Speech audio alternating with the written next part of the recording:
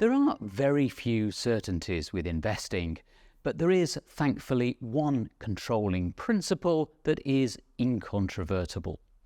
Journalist Norma Cohen calls it the iron law of compound interest. Originally from New York, Norma has worked as a correspondent for the Financial Times for many years.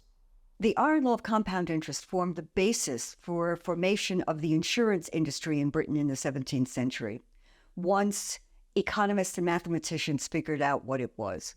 And that is that if you have an investment and the investment earns a rate of return in a single year, the following year, the money you have available for investment is equal to the initial contribution plus whatever was earned in interest during that year.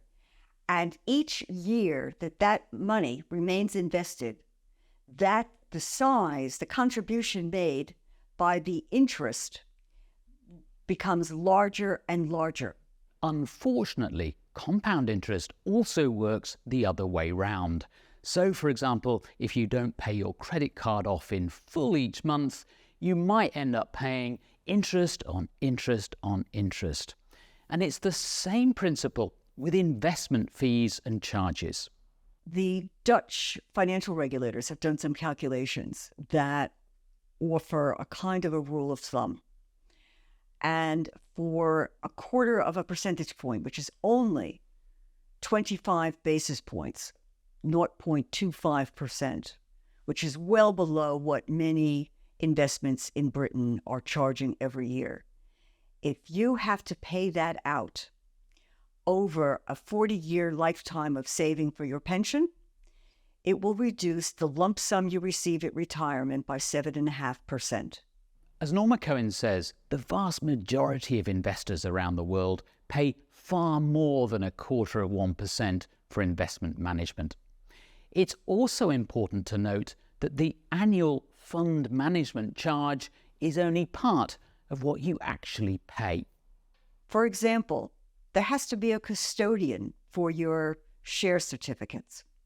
There is a cost of transferring your payment to a broker. That's a charge.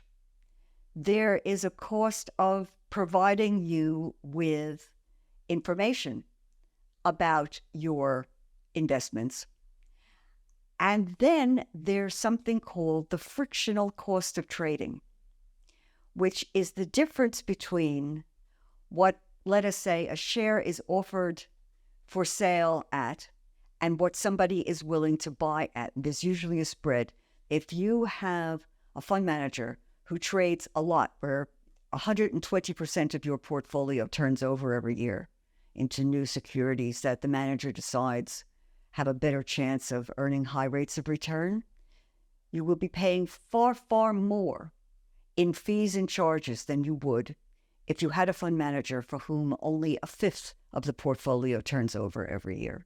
The problem is that the investing industry tends to keep all these different fees and charges opaque and hard to calculate.